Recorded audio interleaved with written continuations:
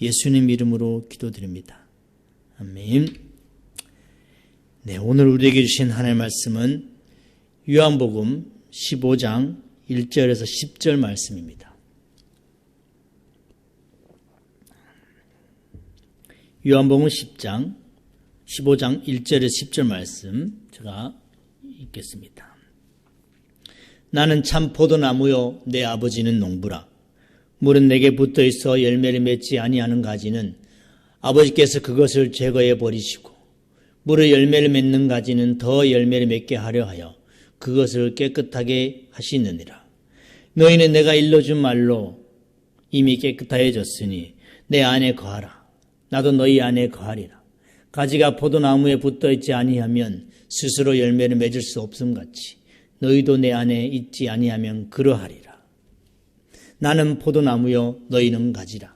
그가 내 안에 내가 그 안에 거하면 사람이 열매를 많이 맺나니 나를 떠나서는 너희가 아무것도 할 수 없음이라.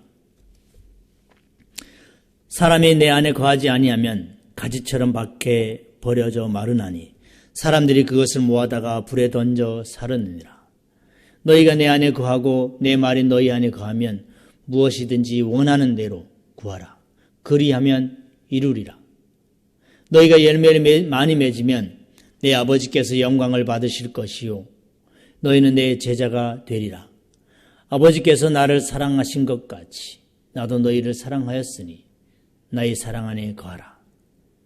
내가 아버지의 계명을 지켜 그의 사랑 안에 거하는 것 같이 너희도 내 계명을 지키면 내 사랑 안에 거하리라. 아멘.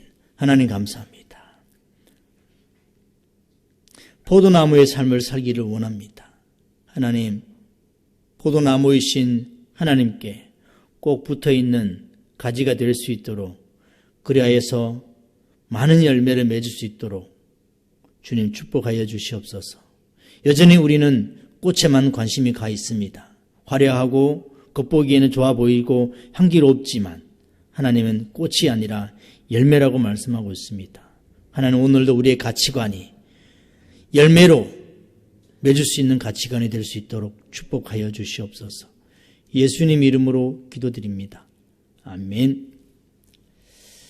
주일 예배 오신 여러분 주님으로 축복합니다.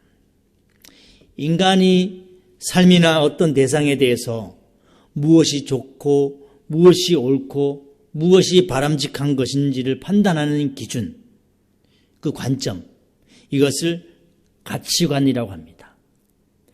이 가치관은 각 사람마다 무엇을 가치 있게 생각하는지에 대한 관점입니다. 무엇을 가치 있게 생각하느냐. 이런 가치에 대한 태도는 여러 대한 행위 중에서 하나의 행위를 선택할 때 사용되는 판단의 기준이 됩니다. 가치관은 이 세상의 모든 것을 판단하는 기준이 되는 거죠. 한 예로 미혼 남녀를 500명을 대상으로 결혼에 대한 가치관을 조사해 보았습니다. 응답자의 56.8%는 결혼을 하고 싶어 했습니다. 사랑하는 사람과 가정을 이루고 싶고 가족의 소중함을 더욱 느껴보고 싶고 외롭고 쓸쓸한 마음도 들었답니다. 그리고 주변 사람들이 점점 결혼하는 모습을 보고 필요성을 느꼈다고 합니다. 이에 반해 결혼하기 싫다고 한 응답자들은 38.2%였습니다. 혼자의 삶이 더욱 편하다고 느꼈답니다. 그리고 점점 결혼할 만한 사람이 없다고 느꼈답니다. 그리고 결혼이라는 이 제도 자체가 부질없게 느껴졌답니다. 경제적 상황이 게다가 더욱 안 좋아져서 결혼도 하기 싫다고 응답했습니다. 이처럼 결혼에 대한 가치관, 너무나도 상이하게 다르다는 것을 알 수 있습니다. 이 가치관은 우리를 인생의 중요한 것들과 연결시켜 주기 때문에 인생의 여정을 밟아가는 동안 가치관이 항상 나의 인도자가 되어줍니다. 어떤 가치관을 가지고 있느냐에 따라서 성공하는 그리스도인이 될 수 있고 망하는 그리스도인이 될 수가 있다는 거죠. 따라서 어떤 가치관을 가지느냐, 무척 중요합니다. 신앙도 마찬가지예요. 같은 성경책을 보아도 가치관에 따라서 그 해석이 달라집니다. 같은 말씀을 오늘 요한복음 15장 1절 10절 말씀을 가지고도 설교자의 가치관에 따라서 설교도 달라집니다. 일찍이 하나님은 이스라엘 백성들을 430년 만에 애굽에서 인도하여서 홍해를 건너서 광야를 거쳐서 가나안 땅으로 인도하셨습니다. 그러나 이스라엘 백성들의 목적은 오직 가나안 땅에 들어가는 것이었습니다. 가나안 땅에 들어가는 것. 하지만 하나님은요, 그들과 친해지고 싶은 가치관이었어요. 그래서 친해질 수 있는 방법을 그들에게 수없이 가르쳐주고 알려주었습니다. 하지만 그들의 가치관은 오직 가나안 땅에 들어가는 것 외에는 하나님과 친해지는 것, 하나님과 친해지고 싶은 마음은 없었습니다. 그래서 수많은 사람들이 광야에서 죽고 말았어요. 하지만 그들 중에 하나님의 목적을 깨달은 여호수아와 갈렙만은 하나님의 목적과 뜻을 알고 가나안 땅에 들어가게 되었어요. 그러면서 이 수많은 사람들 중에서 왜 그들만은 가나안 땅에 들어갈 수 있었을까? 그들만은 어떤 가치관을 가지고 있었을까? 이렇게 가나안 땅에 들어간 여호수아와 갈렙의 후손들은 그들이 죽고 나서 많은 세대를 이루면서 살아왔지만 그 땅에서조차 하나님과 친해지기보다 이방신을 섬기기에 축복을 더 바라는 것에 급급했습니다. 그래서 그 이스라엘 땅은 두 개로 갈라지고 북이스라엘은 아수리에 멸망해서 뿔뿔이 흩어지고 남유다는 바벨론의 포로로 끌려가고 말았습니다. 나라가 없어진 거죠. 그럴 때 소명을 받은 한 사람이 있었어요. 그가 예레미야였습니다. 예레미야가 하나님의 음성을 듣고 말씀을 전한 것이 오늘 우리가 말씀드리고 하자는 가치관이었어요. 예레미야서 1장 10절에 보라, 내가 오늘 너를 여러 나라와 여러 왕국 위에 세워 내가 그것들을 뽑고 파괴하며 파멸하고 넘어뜨리며 건설하고 심게 하였느니라 하시니라. 예레미야에게 주신 하나의 말씀은 지금 멸망하고 있는 이스라엘 백성들의 가치관을 바꾸는 일이었습니다. 그들 속에 있는 나쁜 가치관들을 뽑고 파괴하고 파멸하고 넘어뜨리고 그렇게 해야 새로운 가치관을 건설하고 심을 수 있기 때문이죠. 그리고 그들이 가지고 있는 가치관을 뽑고자 했지만 실패했습니다. 아무도 듣지 않았어요. 이 예레미야의 음성을 들은 사람은 2명밖에 없었습니다. 바룩과 에베멜렉이었죠. 이 말씀은 무엇을 뜻할까요? 하나님은 어떤 의도로 예레미야에게 이렇게 말씀하셨을까? 우리 이것을 알려면 당시의 남유다의 가치관, 남유다 사람들의 가치관을 먼저 알아야 됩니다. 그들이 어떤지 아십니까? 성전에 와서 그들이 원하는 복을 빌기 시작했어요. 그래서 잡신을 가져다 놓고 수많은 이방신들을 여기다 갖다 놨어요. 여기다가. 게다가 정치인들은요, 자기 목숨을 지키기 위해서 애굽에 붙을까 바벨론에 붙을까 서로 싸우다가 뿔뿔이 흩어졌어요. 게다가 하나님의 말씀을 가지고 자기들이 듣고 싶어하는 대로 해석했습니다. 누가요? 그 당시 거짓 선지자들이 말했습니다. 그래서 하나님은 예레미야를 통해서 그들의 이런 가치관을 뽑고 파괴하고 파멸하고 넘어뜨리기 위해서 예레미야를 사용하셨습니다. 한마디로 그들이 가지고 있는 가치관을 뽑아야 했고 파괴해야 되고 넘어뜨려야 한다고 말씀하신 거죠. 하지만 사람들은 그렇게 말하는 예레미야를 구덩이에 던지고 옥에 가두고 하나님의 편지를 불에 태워버렸습니다. 결국 그들의 가치관은 바뀌지 않았죠. 70년간의 바벨론의 포로로 끌려가고 말았습니다. 그곳에서 그들은 바벨론 그발 강가에서 하나님의 은혜를 갈망하면서 시편 137편에 나오는 그 절절한 그런 기도처럼 그들은 하나님을 다시 찾고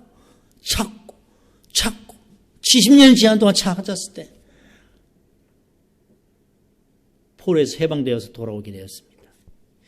이런 역사를 죄를 짓고 회개하고 돌아오고 이 반복해 오다가 하나님은 또다시 예수님을 이 땅에 보내셔서 우리들의 가치관을 바꾸시고자 하셨습니다. 그들이 알고 있는 천국에 대한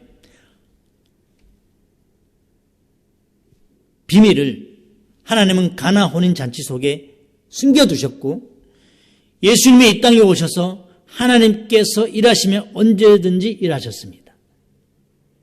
안식일이든 상관없이 말이죠. 모두가 그들이 가지고 있는 가치관에 대한 역순으로 하나님은 일하셨습니다. 반대로 일하셨어요. 그들이 가진 가치관의 반대의 사역 말이죠.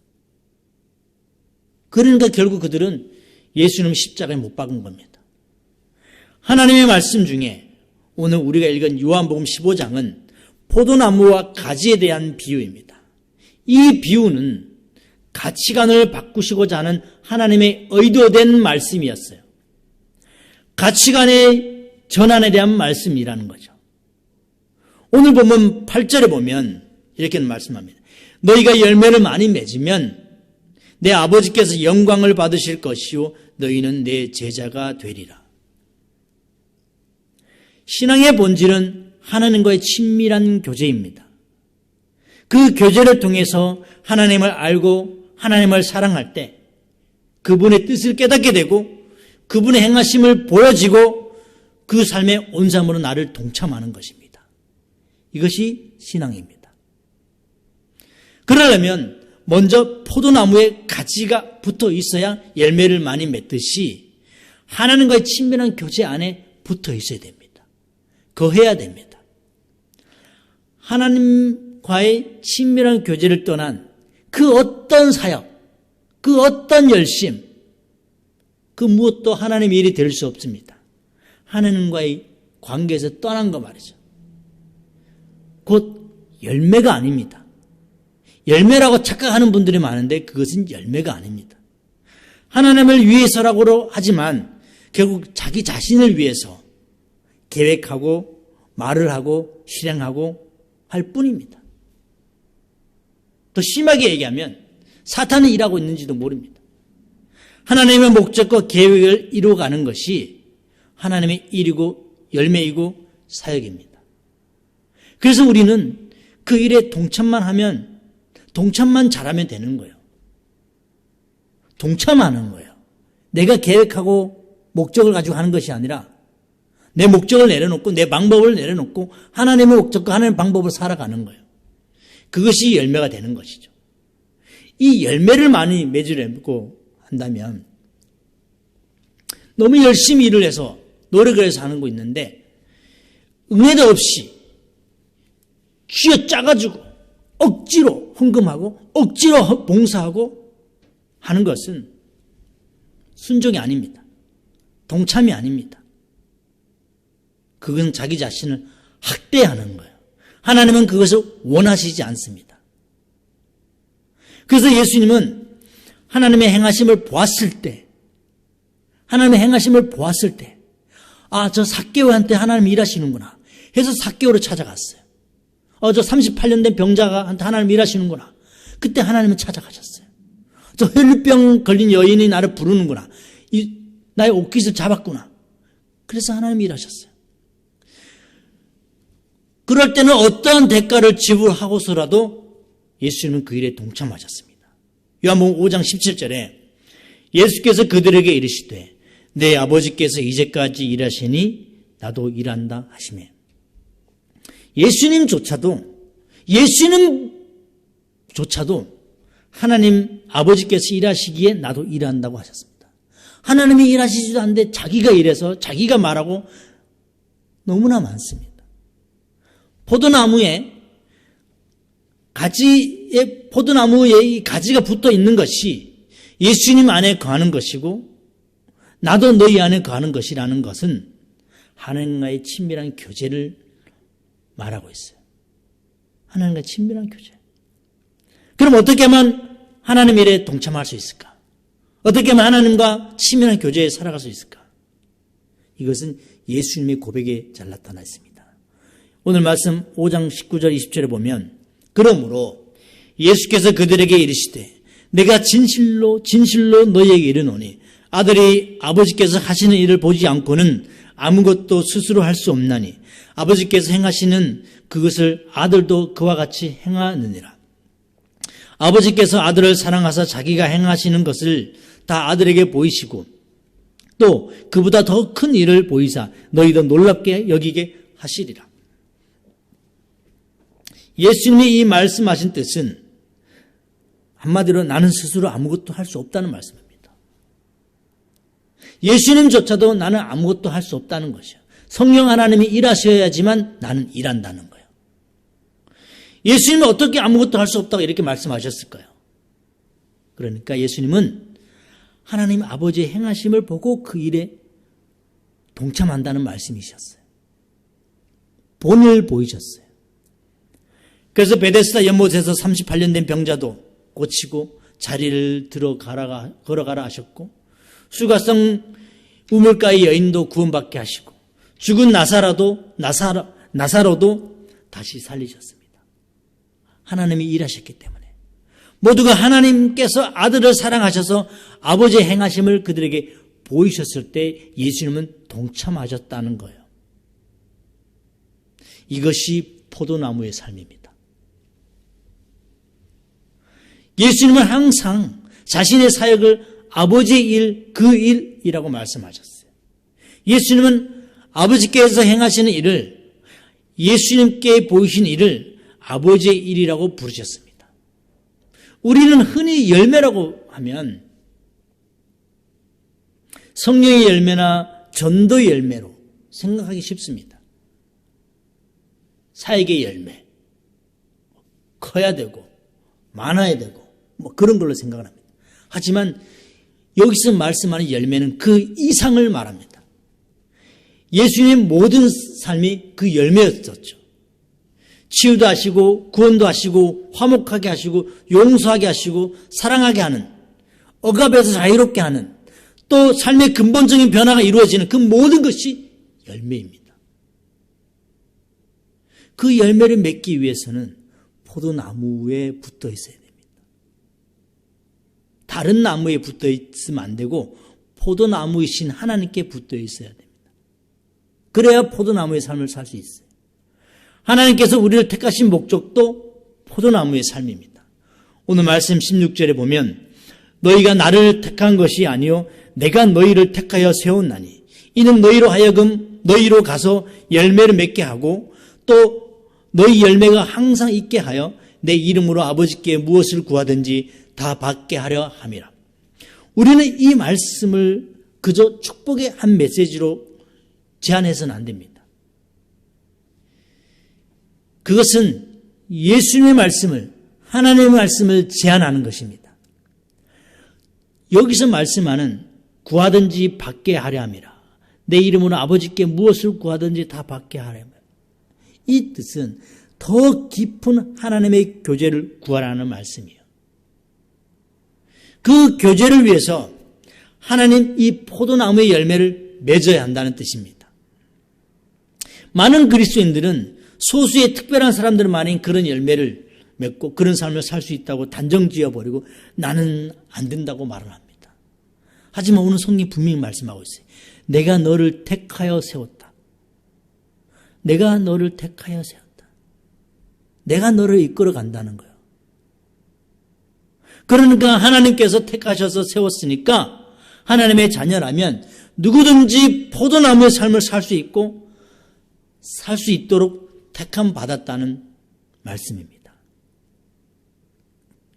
그러니까 포도나무에 딱 붙어 있기만 하면 되는 거예요.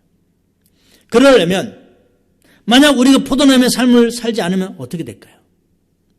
포도나무의 삶을 살지 않으면 그것은 우리를 택하신 하나님의 목적이 소멸되는 거예요.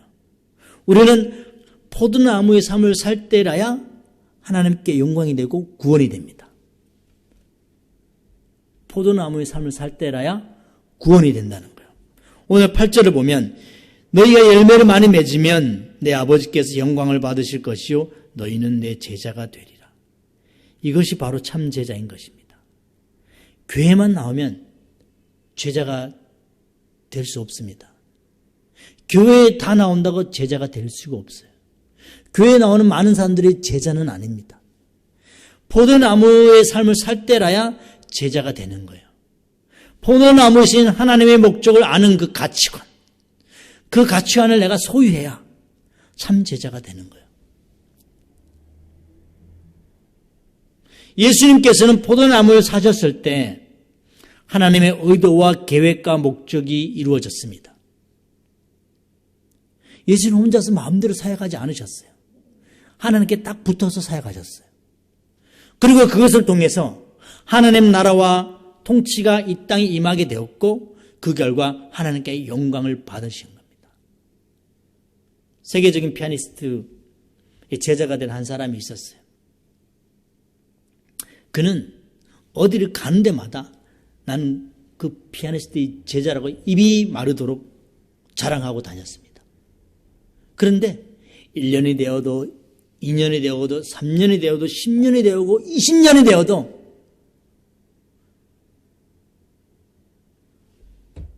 동요 하나도 연주를 못하는 거예요. 이상하지 않습니까? 제자라면 기본적인 연주도 해야 되는데 그것조차 못하는 제자, 너무 어이가 없습니다. 제자가 아니죠. 교회를 다니는 우리도 예외가 아닙니다. 예수님의 제자라고 우리가 말을 하지만 예수님이 가르쳐 주신 그 사랑과 용서를 세상에 알리지 못하고 동요도 연주 못하는 그런 세계적인 피아니스트의 제자와 별 차이가 없습니다. 그래서 우리는 가치관을 변화시키기 위해서 의지적으로 노력해야 됩니다. 그럼 제자는 무엇일까요? 아까도 말씀드렸지만 교회에 나온다고 다 제자가 될까? 전 제자가 되기 싫은데요. 라는 분도 있을 거예요. 막 은혜를 더 받으면 십자가의 길을 걸어가야 되니까 은혜를 안 받기 위해서 애쓰는 분들도 있어요. 물론 다니지 않는 자들보다는 훨씬 제자가 될 확률은 높습니다. 하지만 교회에 왔다 갔다 하면 교인은 될 수 있지만 제자가 될 수는 없다는 거죠. 우리는 이제 우리의 가치관을 재인식해야 할 때입니다. 뽑고 파괴하고 넘어뜨리고 부셔뜨려야 새로운 것이 건설이 됩니다. 새로운 것을 심으실 수가 있어요. 예수님께서는 너희는 내 제자가 되리라 고 하신 이 말씀은 우리가 예수님의 제자가 되는 길을 가르쳐 주셨어요. 그럼 어떻게 제자가 될까? 어떻게 포도나무의 삶을 살까? 그 첫 번째는요, 예수님 안에 거해야 된다는 거예요. 예수님 안에 거해야 된다. 오늘 본문에 포도나무는 어떤 나무인 것 같습니까? 포도나무. 나무들은요, 보면 어떤 나무는 이렇게 관상나무로, 또 어떤 나무는 목재로, 여기 보면 이름 목재로 쓰임받고 관상나무로 이렇게 있잖아요. 또 어떤 나무는요, 땔감으로도 쓰임받습니다.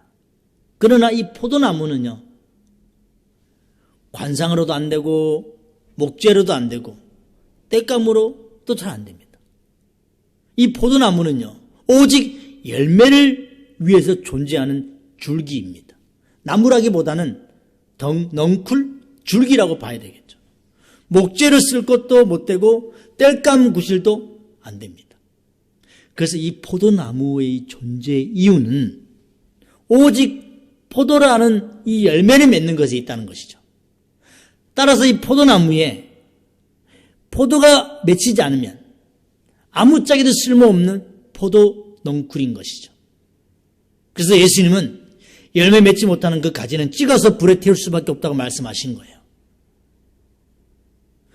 이 포도 열매는 본래 포도나무에 맺히는 것이 아니라 포도나무 가지에 맺힙니다. 그죠? 가지에서 열리죠. 또 이 가지는요, 스스로 열매를 맺을 수 없어요. 오로지 포도나무에 붙어 있어야지만 포도나무로 말미암아 열매를 맺게 됩니다. 여기서 우리가 알아야 중요한 것이 한 가지가 있어요. 그것은 좋은 열매를 기대하는 것이 아니라 좋은 가지가 되어야 한다는 거예요. 좋은 가지. 여기서 가치관의 차이가 있는 겁니다. 사람들은 열매에 눈이 가지만 실상은요, 좋은 가지만 되면 당연히 좋은 열매가 맺혀지게 마련입니다. 지극히 상식적인 얘기지만 나쁜 가지이면서 좋은 열매를 맺기를 바란다면 그건 어리석은 것입니다. 그러니까 문제는요, 가지 자체에 있다는 거예요. 우리가 그 가지라는 거예요. 존재의 문제 말입니다. 결국은 가치관의 문제라는 거예요. 내 안에 나를 형성하고 있는 그 가치관. 그렇다면 어떻게 해야 좋은 가지가 될 수 있을까? 그것은 그 가지가 좋은 나무에 붙어 있기만 하면 됩니다. 그러니까 이 가지가 좋은 나무에 안 붙어 있으려고 해요. 이상하죠? 좋은 나무에 안 붙어 있으려고 해요. 나쁜 나무에 붙어 있으려고 하는 그 가치관이 있기 때문에 열매도 안 맺혀지는 거예요. 자기는 열매라고 하는데 그 열매가 아닌 거예요. 좋은 가지랑 좋은 나무에 붙어 있어야 되는 것을 말합니다. 나쁜 나무에 붙어 있으면 나쁜 가지가 될 수밖에 없고, 그러면 나쁜 열매를 맺을 수밖에 없는 거죠. 그러면 계속 그 열매만 맺는 거예요. 좋은 열매가 아니라. 그러면 나뭇가지가 어디에 붙어 있느냐가 중요하다는 겁니다. 나의 가치관이 어디에 붙어 있냐가 중요하다는 거예요. 어떤 나무에 붙어 있냐. 지금 내가 어떤 가치관을 가진 사람들과 만나고 있느냐, 어떤 교회를 다니고 있느냐가 중요하다는 것입니다. 4절에 보시면 내 안에 거하라. 나도 너희 안에 거하리라. 내 안에 거하라. 나도 너희 안에 거하리라. 이 말씀은 나무와 가지의 관계가 유기적인 관계라는 뜻입니다. 일방적인 관계가 아니라 쌍방의 관계. 선생만 있고 제자가 없다면 교육이 이루어질 수 없듯이 쌍방의 관계. 대통령만 있고 국민이 없다면 아무리 좋은 정책도 무용지물이 되고 맙니다. 곧 우리가 주님 안에 거할 때 동시에 주님이 우리 안에 거하신다는 거예요. 이것은 곧 생명적인 관계이기도 합니다. 그래서 예수님은 나를 떠나서는 너희가 아무것도 할 수 없음이라고 말씀하신 거예요. 이것이 제자인 거예요. 그리고 여기에 거하다라는 이 말은요, 밖에 있지 말고 안으로 들어오라는 말씀입니다. 문 밖에 서성이지 말고 안으로 들어와라. 교회 밖에서 서성이지 말고 교회 안으로 들어오라는 거예요. 세상적인 가치관으로 사는 것이 아니라 성경적인 가치관으로 들어오라는 겁니다. 예수님을 믿는 것도 안 믿는 것도 아닌 사람은 제자가 될 수가 없어요. 어떤 사람을 보면 항상 이 방관자로 사는 사람이 있어요. 주체가 아니라 객체로 말이죠. 주인이 아니라 손님이로 말입니다. 이런 사람은 자신이 출석하는 교회에 대해서도 남의 교회에 대하듯이 말을 합니다. 교회에 실수가 있다. 그건 나의 실수인 거예요.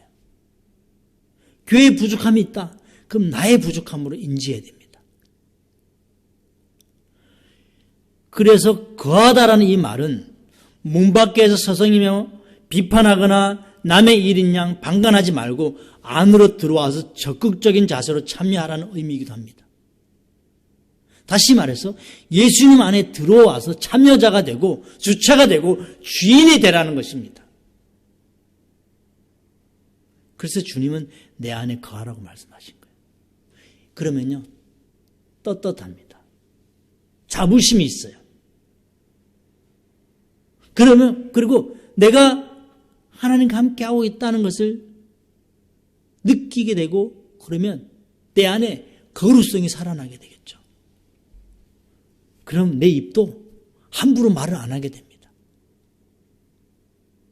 그래서 예수님은 나와 함께 가자고 말씀하신 거예요.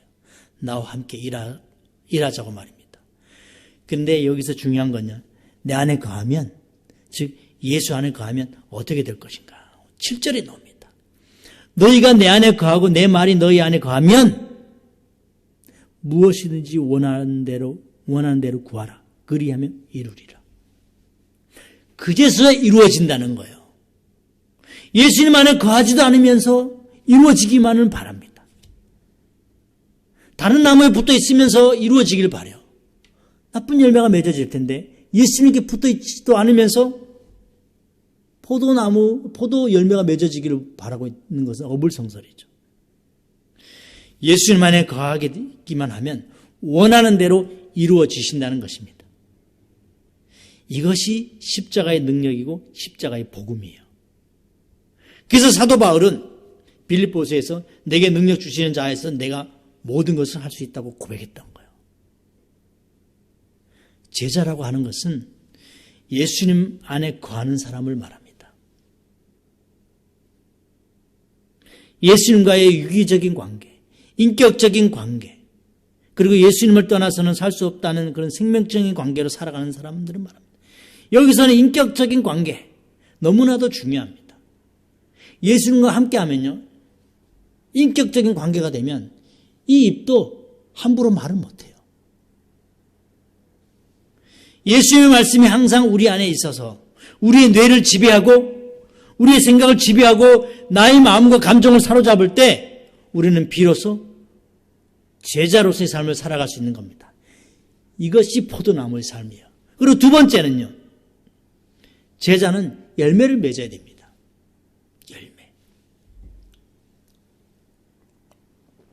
열매라고 하니까 부흥하고 막 잘되고 막 우리는 그런 생각하는 게 참 많아요. 이 포도나무는 열매를 맺는 그냥 유실수입니다. 열매를 맺고 죽고 뿌리는 살았다가 봄이 되면 또 줄기를 쫙 펼칩니다. 신기하게도 2절에 보면 열매를 맺지 아니하는 가지는 아버지께서 그것을 제거해 버리신다고 말씀하시죠. 또 4절에서는 가지가 포도나무에 붙어있지 아니하면 스스로 열매를 맺을 수 없다고 말씀하셨어요.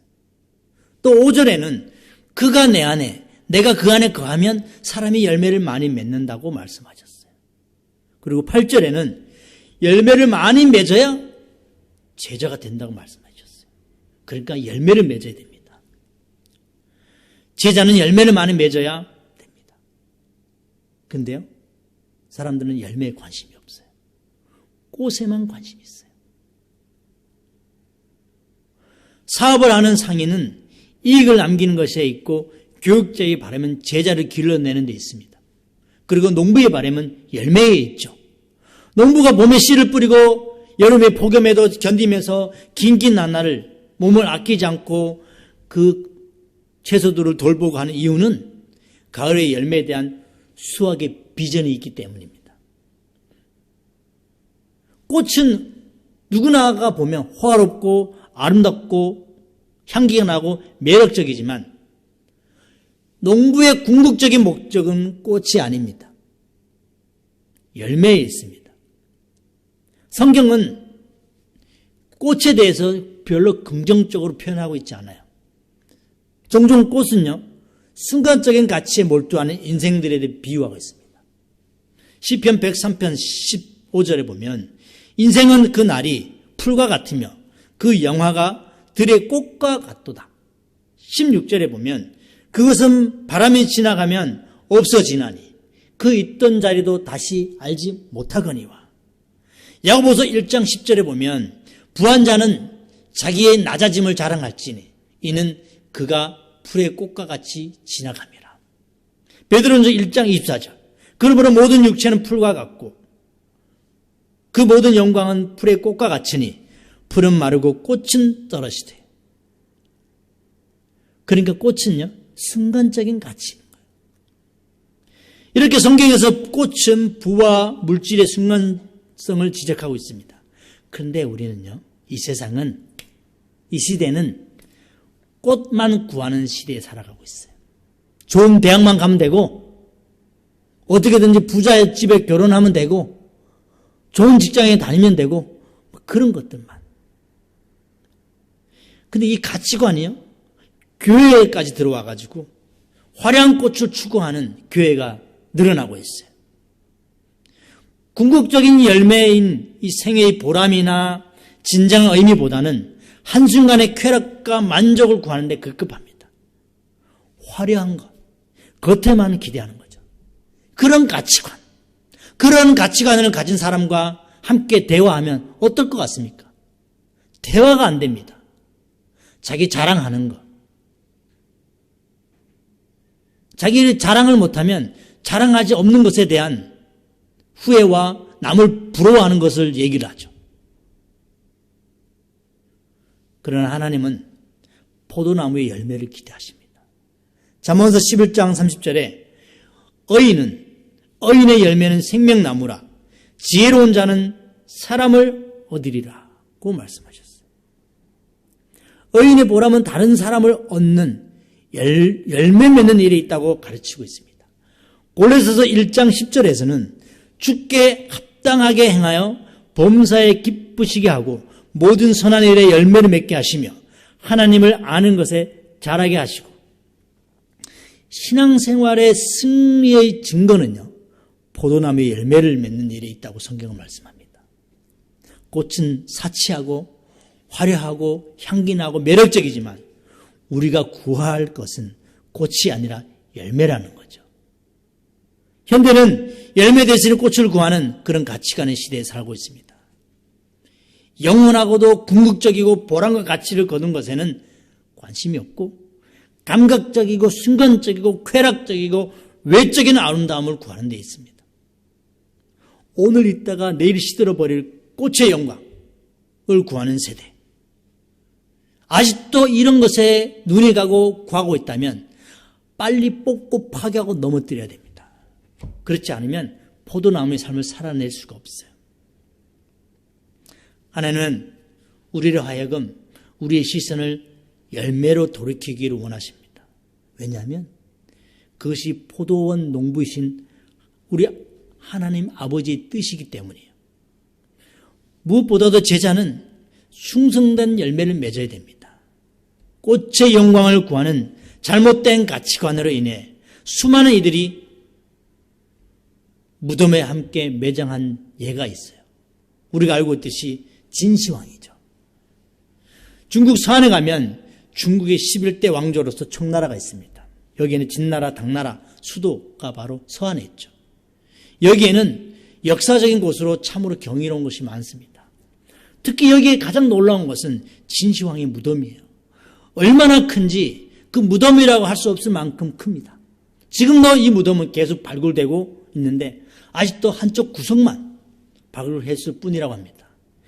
이 무덤에는 병마용이라고 있는데 이 병마용은요, 창이나 활을 두고 있는 군사를 말합니다. 사람이 서 있는 모습 그대로 흙을 빚어서 구운 것이죠. 2000년 동안 고스란히 보존되어 내려온 것입니다. 지금은 시커멓게 보이지만 그 옛날에는 아주 영롱하게 색칠을 했답니다. 그런데 이상한 것이 있어요. 이 병마용의 얼굴이 하나도 같은 것이 없이 각각 다르다는 것입니다. 지금까지 발굴된 이 병마용 4,000개가 넘는데 사람의 크기와 똑같은 이 병마용이 수없이 줄지어 있습니다. 근데 더욱 놀라운 것은요, 그 가운데 진짜 사람도 있다는 거예요. 원래 병마용은요, 왕을 위해서 만든 것입니다. 왕이 죽을 때 왕과 함께 평생 살겠습니다. 오로지 왕을 위해서 죽어서 무덤 앞에 서 있겠습니다. 라고 자진해서 맹세한 사람들이었다고 합니다. 그렇게 결심한 사람들을 죽여서 몸에 흙을 바르고 새까맣게 수덩이처럼 보이지만 그 속에는 시체가 들어있는 거예요. 그러니까 왕이 죽을 때 함께 죽은 거죠. 제가 왜 이 말씀을 드릴까요? 잘못된 가치관으로 인해서 가장 소중한 생명까지 버릴 정도로 잘못된 가치관이에요. 지금 이 잘못된 가치관으로 인해서 전쟁도 일어나고 있고 수많은 사람들이 죽음에 내몰리고 있습니다. 오늘날에도 잘못된 가치관으로 인해서 공동체들이 병들어가고 있어요. 교회도 그렇고 정치도 그렇고 나라도 그렇고 수많은 사람들이 그렇게 학대를 받고 있어요. 모두가 하나님과 친밀한 교제를 떠난 것에서부터 시작됩니다. 이제는 하나님을 알고 그분을 사랑하기 위해 교회는 모든 사역에 집중해야 됩니다. 우리 교회도 마찬가지입니다. 그리고 하나님께서 일하시면 기꺼이 우리의 삶을 동참할 수 있는 그런 각오가 되어야 됩니다. 이것이 포도나무의 삶이에요. 오늘 하나님이 주신 말씀으로 우리는 여기고 내가 가지고 있는 잘못된 가치관이 있다면, 여전히 꽃에 관심이 가 있다면 그것들을 뽑고 파괴하고 넘어뜨리고 다시 새로운 포도나무의 삶으로 사는 가치관으로 건설하기를 주님의 이름으로 축복합니다. 기도드리겠습니다. 하나님 감사합니다. 우리는 아무것도 할 수 없습니다. 포도나무이신, 포도나무 농장의 주인이신 그 하나님께 붙어있는 가지가 될 수밖에 없습니다. 그래야지만 포도 열매를 맺을 수 있는 우리임을 고백합니다. 하나님, 좋은 가지가 될 수 있도록 좋은 나무에 붙어있는 저희가 되게 하여 주시옵소서. 예수님 이름으로 기도드립니다. 아멘. 사도신경 드리고 찬양하며 축도로 예배를 마치겠습니다. 나는 전능하신 아버지 하나님 천지의 창조주를 믿습니다. 나는 그의 유일하신 아들 우리 주 예수 그리스도를 믿습니다. 그는 성령으로 잉태되어 동정녀 마리아에게서 나시고 본디오 빌라도에게 고난을 받아 십자가에 못 박혀 죽으시고 장사된 지 사흘 만에 죽은 자 가운데서 다시 살아나셨으며 하늘에 오르시어 전능하신 아버지 하나님 우편 앉아 계시다가 거기로부터 살아있는 자와 죽은 자를 심판하러 오십니다. 나는 성령을 믿으며 거룩한 공교회와 성도의 교제와 죄를 용서받는 것과 몸의 부활과 영생을 믿습니다. 아멘. 우리 다 함께 일어나셔서 찬양하며 축도로 예배를 마치겠습니다.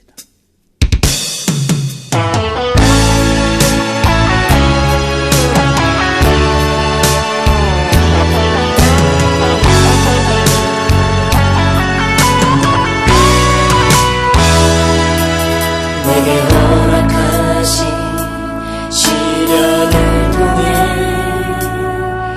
나의 믿음도 강하게 자라나고 험한 선고 골짜기 지나는 동안 주께 더 가까이 나를 이끄시네. 내가 겪는 어렵고 힘겨워도 내 주님보다 크지 않네. 내 앞에 바다가 갈라지지 않으면 주가 나로 바다 위롭게 하리. 나는 믿네. 주의 능력으로 내 삶 새롭게 되리. 나는 믿네. 주의 능력으로 담대히 가버리라. 주와 함께 싸워 승리하리라. 날마다 믿음으로 나 살아가리.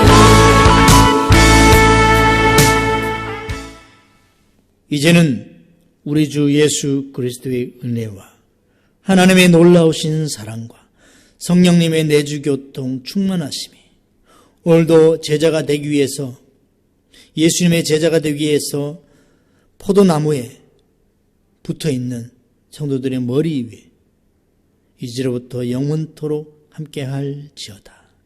아멘.